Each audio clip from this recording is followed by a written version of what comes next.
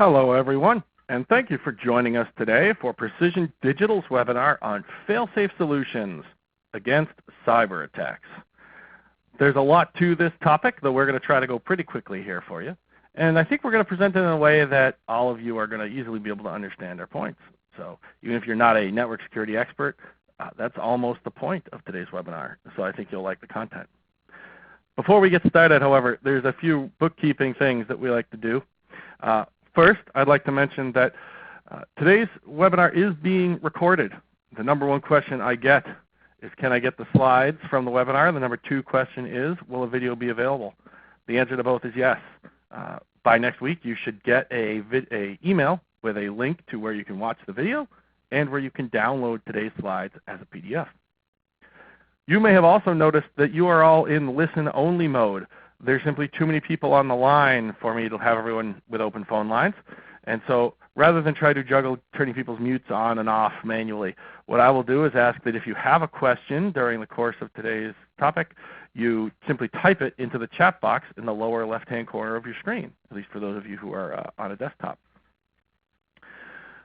With that, we're going to jump into the content. I'm going to start by introducing myself. My name is Joe Ryan. I'm the VP of Sales and Marketing for Precision Digital. I've been in the process industry now for more than 15 years. Started out doing product design on mostly 4 to 20 milliamp and pulse instrumentation. But as many of you may know, Precision Digital then got heavily involved in Modbus communications. We have a number of Modbus scanners and displays for Modbus multivariable transmitters. And now we've even got Modbus TCP/IP products as well as wireless products. And so cybersecurity is now a world we play in, and we get a lot of questions about it. And that's brought up a whole lot of interesting topics over the last couple of years, and we wanted to share a little bit about what our thoughts are on that today. Perhaps you can help me get to know you a little bit better by checking off what your industry is for me. Just go ahead and press the circle that is next to the industry that you are in. Perhaps you work in one of these sorts of plants or one of these engineering firms, or maybe you're one of our industrial distributors. And so I'd just like to know who's in the audience so we can tailor today's conversation a little bit towards that. And it looks like about half of you are distributors, but I see there's a lot of consulting engineers in there, a lot of public utility folks, so that's great. We'll try to keep this viable to all of you, or relevant to all of you. And the last question I have for you before we get started is, have you received a cyber attacks threatened industrial municipal plants postcard from Precision Digital? I hope you would know it if you saw it. It's got a big sort of red graphic of someone with some headlines on the front of the postcard on the left, and it talks a little bit. It gives you basically the postcard size version of today's topic. If you got that, let me know just by clicking yes here. All right, well, thank you very much. So let's talk about what we're going to talk about. My goal today is for you to leave understanding the threats that cyber attacks pose on industrial and municipal plants. We want to learn a little bit about how industrial control systems can benefit from redundant local control and alarming, which is just a stellar way to try to protect yourself from those malicious cyber attacks. And we want to see how Precision Digital specifically fits into that, providing you fail-safe solutions against those cyber attacks, using what very often people just think of as a local display or a panel meter. Well, we've got certainly more products than that, and we really do fit extremely well into a cybersecurity scheme. So let's start by talking about cyber attacks a bit. Obviously, every company is threatened by cyber attacks. There's a wide range of types of attacks you can have, and we could literally spend an hour just talking about the ways that a company can get attacked, or the style of attacks that exist out there, everywhere from denial of service attacks on people's websites to malicious attacks that sort of try purposefully to drill through your network and gain access to it. And of course, we've all heard of ransomware attacks as well. There's all sorts of different ways that you can be attacked, but really what we're going to talk about here today are the ones that pose the most immediate danger. One great example of that, and something that really brought this to light as a threat for a lot of people in the process industries, was the attack that a hacker made on a water treatment plant in Oldsmar, Florida back in February. And many of you probably heard the news about this one.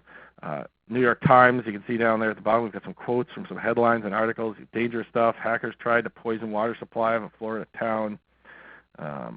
Hack exposes vulnerability of cash-strapped water plants. U.S. water supply has few protections against hacking. And what happened in this specific attack was a hacker tried to increase the amount of lye used to treat the water up to dangerous levels. He had gained access to that system through sort of an old abandoned tech support utility that let somebody remotely connect to computers. And thankfully, the levels he set it to for multiple reasons about the actual process weren't going to be achieved.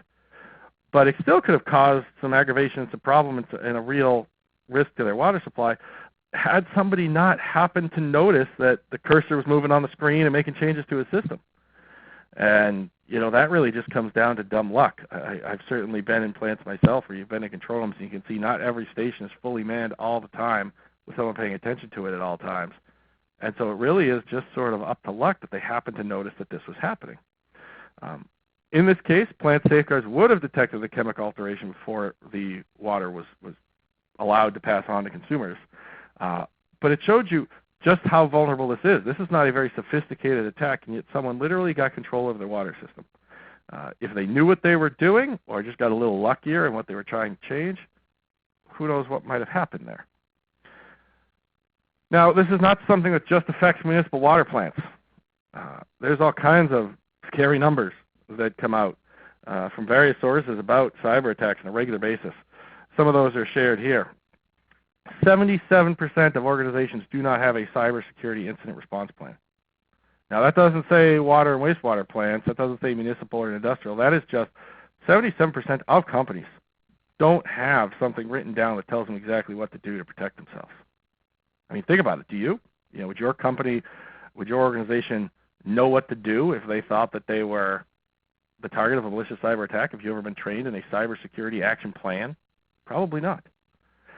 The average cost of a single breach in the industrial sector is $5.2 million between information stolen, actual mechanical damage, the costs of rolling back your networks and returning to old backups, dealing with ransomware attacks, etc.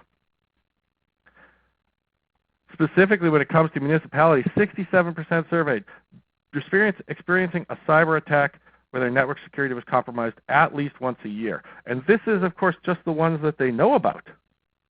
Who knows how many of them go unreported that don't do any major damage. They might just steal information or plant problematic worms or something like that. 52% of municipalities surveyed cited a lack of funding as a barrier to achieving higher levels of cybersecurity. People think this is an incredibly costly thing. We all know municipalities are sort of perpetually cash-strapped. And so, not surprisingly, a lot of them have just made the decision not to do much about this because the cost seems so great to tackle. And 9.6 days is the average downtime that results from a ransomware attack in municipalities. 9.6 days. So if you're a municipality and you get hit by a ransomware attack and you rely on your system to do everything in your plant, you've just frozen things up for 9.6 days. Imagine that. So this is a big problem, all right? This is something people seem to recognize as a big problem. We certainly see that it is a big problem in the number of attacks that are going on here, and also the fact that people don't have responses. And when they do have responses, they certainly leave something to be desired as far as their ability to get back up and running quickly. So what can you do about that? Well, personally, I'm a fan of leveraging redundant local control and alarm systems to help you solve this problem. And let me talk a little bit about what I mean when I say that. So what is redundancy in control systems? Well, redundancy in a control system eliminates dependence on a single system, while at the same time provides multiple options in case of failure. In other words, you're giving it a backup. You're giving some way to run and control, monitor your systems that aren't reliant on your one centralized control system.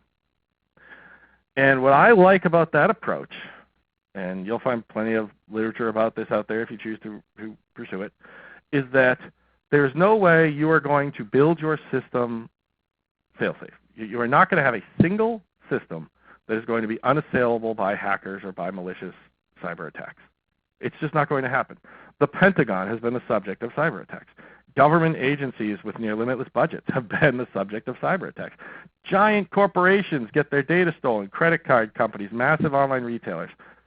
What hope does a small municipality have of having a 100% fail-proof cybersecurity plan? They don't. It's just not possible. You cannot build a castle big enough that it cannot be besieged and breached. So you have to plan for the fact that that could happen. And the way you do that is you have a secondary system out there, something hopefully that is literally hack-proof, that is controlling your system in the case of a problem with your main system. Some processes demand availability of systems at the highest level at all costs. If you are, for example, a drinking water plant, you need to run. You simply have to. You cannot shut down. If you do, you have a major problem on your hands. There are hazardous area applications out there that need their safety equipment running. You can't afford to have your gas detection system shut down and have your warnings and alerts all stop running because you happen to get a cyber attack against you. It's also important in a system where processes are irreversible. If you are treating water to be sent out, if you are treating water that gets dumped into a river, if you are performing high-cost chemical reactions, you can't just undo that. You can't just, we'll stop for a few days and pick it back up after the weekend. That's not possible. You've got this material that needs to be processed. And of course, some industries simply can't afford to restart the system because restart time is not a small task. I'm sure you all know the cost involved with shutting down a plant. Heck, in the last year, some have done that, and it is a costly, time-consuming process, as is spinning it back up again. This, by the way, doesn't even mention the costs you get even in simple problems, like the EPA costs for a tank overflow, or the cleanup for materials that might happen to spill, or the cost of new equipment should you find that your alarm systems fail and your pumps all go out because there's submerged pumps that all pump dry. There's all sorts of damage that could be done if you rely solely on a centralized control system that's vulnerable to cyber attacks. Redundancy in control systems is important because it makes resources available in case any problems arise. Theory is you cannot prevent the problem. It's not 100% fail-safe or foolproof, no matter what you do to it. So you've got to have something out there that's going to control and monitor these processes when the inevitable problem happens. And because you've got that backup, hopefully in things that are not internet connected and are not as vulnerable as a large online cloud-based system, you become somewhat invulnerable to those cyber attacks. You've got a system you can switch to quickly that's going to be able to control your plant, that bypasses that online accessible system, that cyber attackable system, and that isn't even accessible by those kinds of attacks. So for instance, if a local control system is compromised, then something like you see here, a simple ProView PD 6001 feet and inches meter with a light and horn on there for operators to get alarms from, mounted next to a tank, can serve as a local monitoring, control, and alarm system to prevent anything from getting too out of whack with that system. Maybe all it does is provide you with high alarms and low alarms, just in case the other alarms go down or there's a failure or there's a problem with the system. But the idea is that something as simple as this, a low-cost solution like this, could provide you a safety check against, say, someone punching in a level that they want to target in the tank that's going to result in an overflow, or someone deactivating the alarms in your system. I mentioned earlier, municipalities, for example, are particularly strapped for cash. These solutions are low cost. This is under $1,000 system here. This is not $500,000 to bring in cybersecurity experts. This is providing a parallel, redundant method of control and monitoring that doesn't require you to put the newest, best cloud-based defense technologies in place in your plant. We're not the only people here at Precision Digital who think this. NIST security recommendations also talk about literally this exact same thing. For those of you who don't know, NIST stands for the National Institute of Standards and Technology, and they're a non-government agency that essentially develops metrics, testing standards, technology best practices around everything from how to calibrate equipment to how to protect your plant from cyber attacks. And they've stated analog devices can help reduce the negative impact of a cyber attack on the control system and must be part of the risk assessment process. You have to have some kind of redundant, local, in-the-field display and control equipment if you really want to be safe from cyber attacks getting access to your system. And again, as we talked about earlier with those specs, you look at the number, 67% of municipality surveys reported experiencing a cyber attack. 77% of organizations don't even have a plan. This will happen to you. The question then is, what do you do about it? And many people won't have a quick action plan.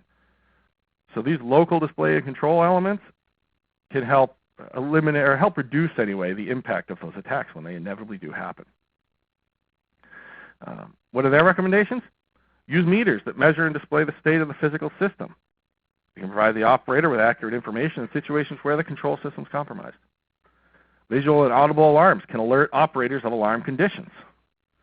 And manual control mechanisms, manual valve controls, physical breaker switches, can provide operators with the ability to manually control an actuator if the control system is unavailable or compromised. So in other words, give people in the field, in the plant, some way to see what's going on at their process, and in the case of a problem, some way to get alerted to the fact that there's that issue with alarms and lights and horns, and give them some way to override or control it if needed with some kind of backup manual control system.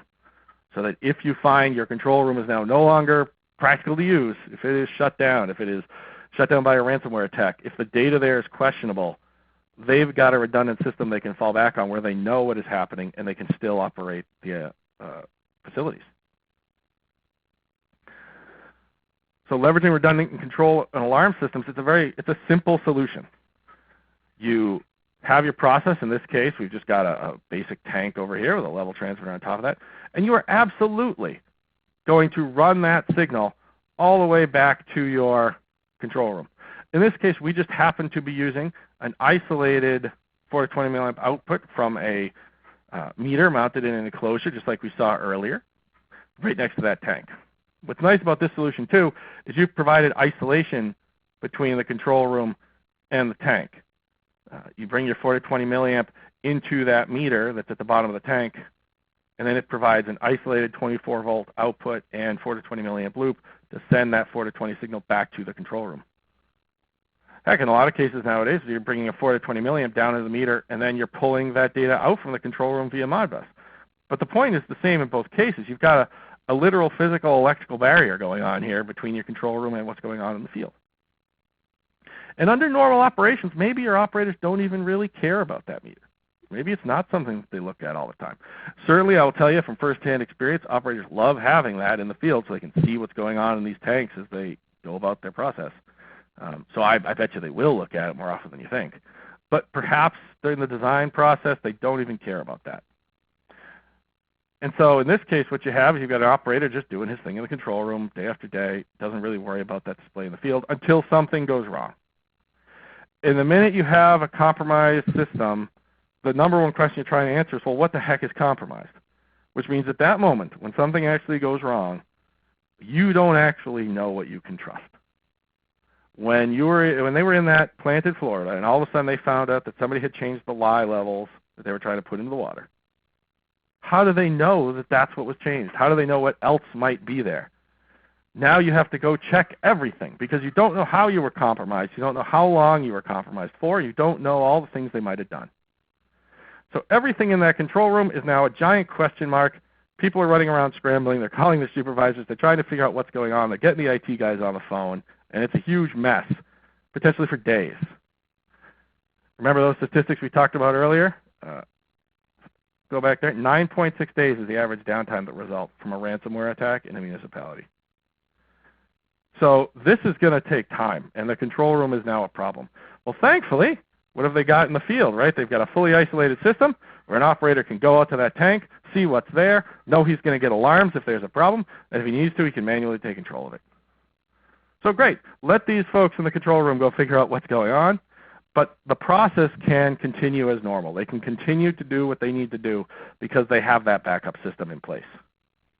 And again, it didn't cost them millions of dollars in software and consultants and huge plans for how they were going to implement new cloud-based systems with backups and redundancies. It didn't need the IT folks to put this in place. It just needed their industrial distributors to come in, show them how this was done, aid in the setup of it. So what do fail-safe solutions against cyber attack actually look like? Well, let's take a look at a couple of products that we've seen used in this exact kind of application. First, we've got our simple PD420 4 to 20 milliamp generator. This is just a manual 4 to 20 milliamp generator. It's loop powered. You see you've got a dial on the front. You turn it up and down to change the 4 to 20 milliamp signal. You could display milliamps there, 0, 100%, etc. So something as simple as this could let somebody switch over, with literally just a switch over to a 4 to 20 milliamp signal coming from their local control panel, rather than having to rely on some signal coming from the control room if they want to take manual control of their process.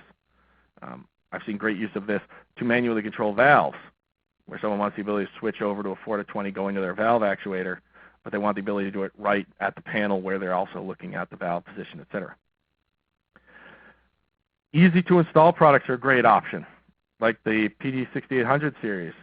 In this case, our PD6801 showing feet and inches. What's nice about these is that they're loop-powered devices. So if all you need is visibility on those processes in the case of an issue, you can install this anywhere along that 4 to 20 milliamp loop coming from the transmitter. So you could put it down at the side of the tank. You could put it wherever operators happen to be. And you don't need to worry about additional power supplies and such than you would just having the 4 to 20 milliamp signal to begin with. So they're easy to install. They can go anywhere. And they're great to install in existing processes where you decide, you know what, we should have a local redundant display here. Well, you get a loop-powered device, you put it in line, you're done. This particular one happens to be, quite obviously, in an explosion-proof enclosure, and so it can literally go just about anywhere. Triggering alarms is a great use for Precision Digital's products in these kinds of scenarios.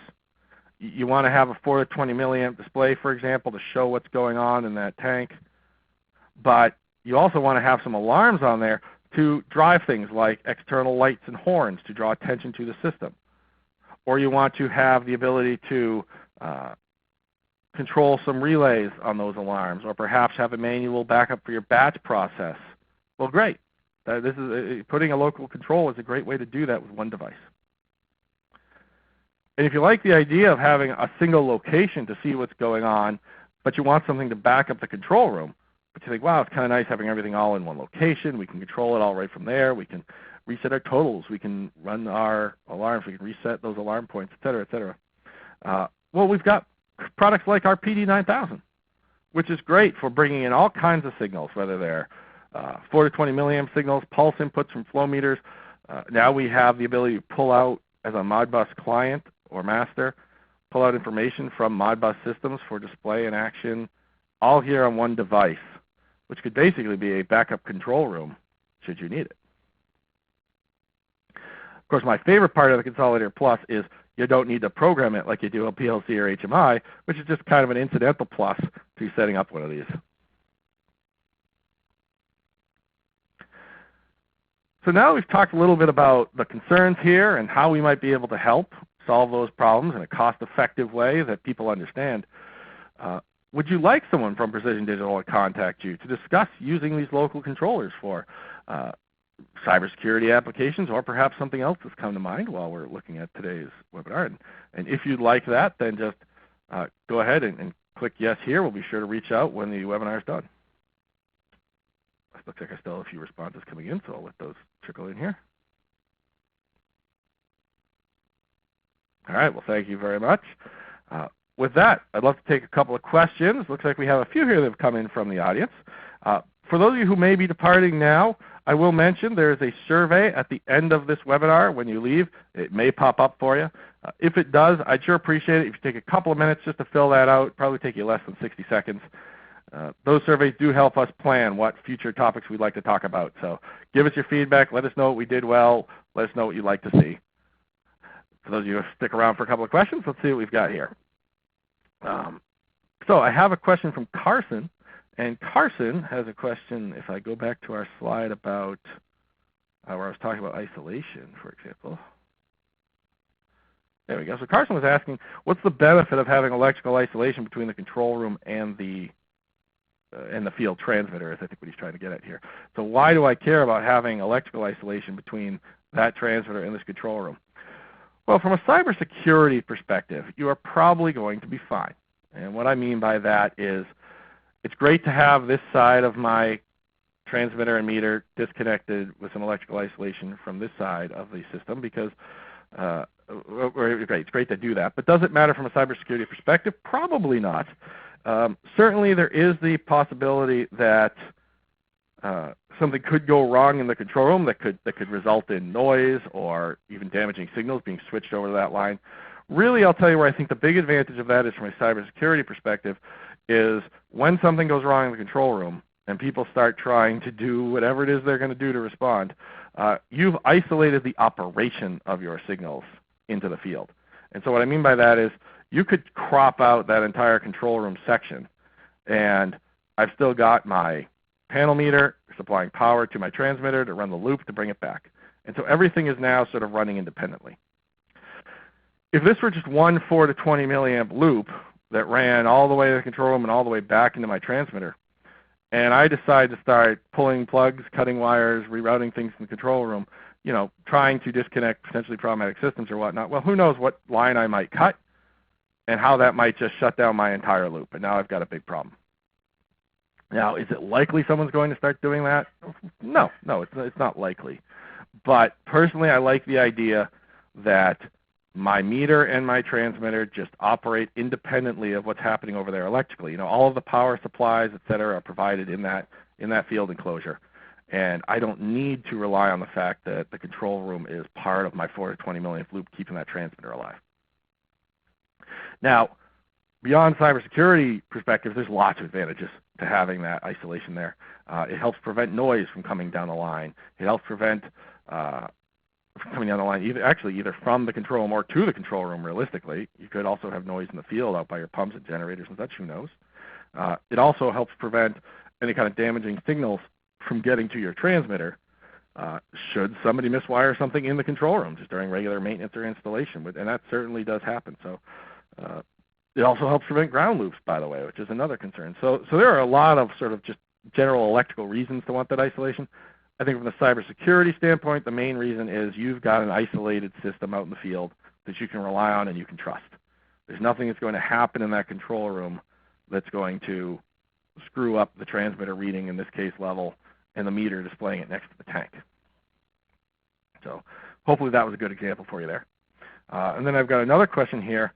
And Tom is wondering, let me pop up my slide here where I show the consolidator. Tom is wondering about this Consolidator Plus. And he says, we mentioned the fact that we can do Modbus.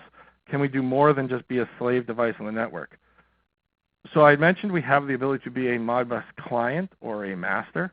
That is a new feature set that's available for the Consolidator Plus. And certainly we can be a Modbus server or slave device.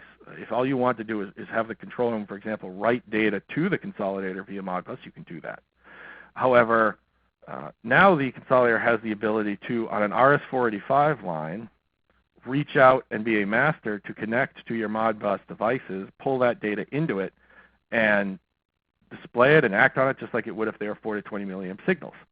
So that is great if you want to read out from Modbus multivariable level transmitters, or you want to read out perfectly accurate rates and totals with lots of digits on them out of your Modbus-enabled flow meters, for example. What we don't do is we don't push that information out to the cloud. We don't push out really anything other than, we might be able to do a few basic rudimentary outputs, but really the Modbus master capability I'm talking about is the ability to bring in data from sensors. I'm also going to note that everything I just talked about on master capability has to do with the RS-485 connection, your physical 3-wire connection that goes out to those devices. While the consolidator has TCP or Modbus TCP/IP, it is purely a client device there. So you can request data from it, you can write some basic data to it that way, but it's not a master that's going to go out on the cloud and do much. And in fact, speaking of cybersecurity here, one of the advantages of this product is you don't even need to use that TCP/IP Modbus connection. Or you can use it just where a slave device is sort of writing information to the consolidator, but primarily it's using Modbus on a hardwired connection to those devices to pull that data out, which is obviously, from a security perspective, a whole lot safer. There are a few other questions we've got. Some of these are a little too long for us to cover here, so I'll reach out to you after the webinar to talk about those and really go through those application questions that you had. You've been kind enough to give me a half an hour of your morning, and I thank you for that. I hope that it was time well spent. If you have any questions, of course, that you did not type into me about any of our products or our approaches to cybersecurity, please feel free to get in contact with me. I've got my email up on the screen here. I look forward to hearing from a few of you. Once again, keep in mind our survey. I appreciate if you fill that out. And I hope to talk with some of you soon. I hope it's been great. Thank you very much. Bye.